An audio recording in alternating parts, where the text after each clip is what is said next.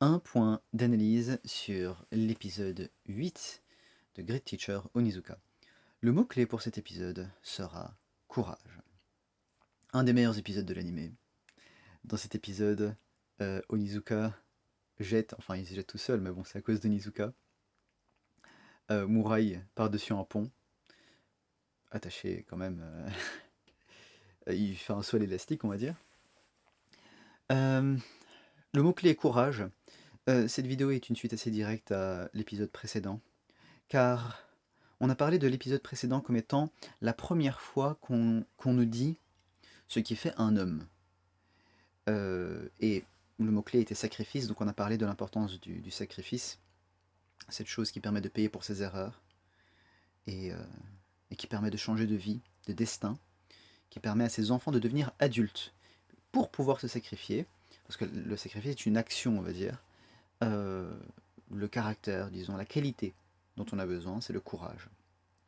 Ce dont j'aimerais parler assez précisément ici, c'est la différence entre les élèves de Nizuka, donc la troisième 4, et ses élèves dans l'épisode 1, qui étaient des lycéens, qui étaient un peu plus âgés, qui est une classe plus typique que tu imagines, puisqu'à la base, il comptait enseigner à des lycéens, qui étaient des brutes plus explicites, on va dire, plus directes.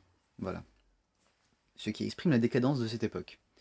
Là, la classe de Nizuka, donc la troisième 4, c'est des élèves, il s'attend à ce qu'ils soient directement méchants. Souvenez-vous, dans l'épisode 3, lorsqu'il arrive, il pense que les élèves vont lui dire ouais, dégage, on veut pas te voir, etc. Donc que ce serait vraiment des gosses de 14-15 ans qui font les malins, alors qu'à 16-17 ans, normalement tu te calmes. Eh bien, la décadence est arrivée à tel stade, donc à cette évolution entre des lycéens bruts et même des jeunes de 14-15 ans qui devraient se comporter comme ça, tu t'attends à ça, mais si je puis dire, c'est des lâches. Ils utilisent des méthodes sournoises plus efficaces encore, hein, c'est pour ça que tout le monde les redoute. Euh, mais quand on y pense, c'est des méthodes de lâches. Donc c'est pas des enfants qui sont capables de confronter les difficultés directement. On voit une manifestation de cela dans l'épisode précédent. Donc dans l'épisode précédent, malgré qu'on nous enseigne ce qu'il faut pour être un homme, un humain respectable, et d'ailleurs, c'est sa mère qui lui dit à Murai. Murai gueule, pleure, je sais pas ce qu'il fait, et il prend la fuite. Dans cet épisode, il comprend.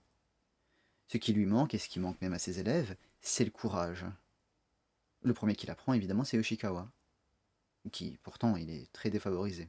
Évidemment, par sa taille, parce qu'à cet âge-là, ce qui est bien, c'est que les garçons grandissent. Euh, les garçons grandissent plus tard, généralement à cet âge-là, ils peuvent être encore assez petits. Et c'est ce que Murai apprend également dans cet épisode, par la voix dure. Et essentiellement, c'est de ça que je voulais parler. C'est important de réaliser que la classe de Nizuka, c'est des enfants peureux, on va dire, ce qui est assez compréhensible, mais qui doivent le comprendre, faire preuve d'humilité, ça c'est ce qu'on répète assez souvent, pour grandir et devenir des adultes.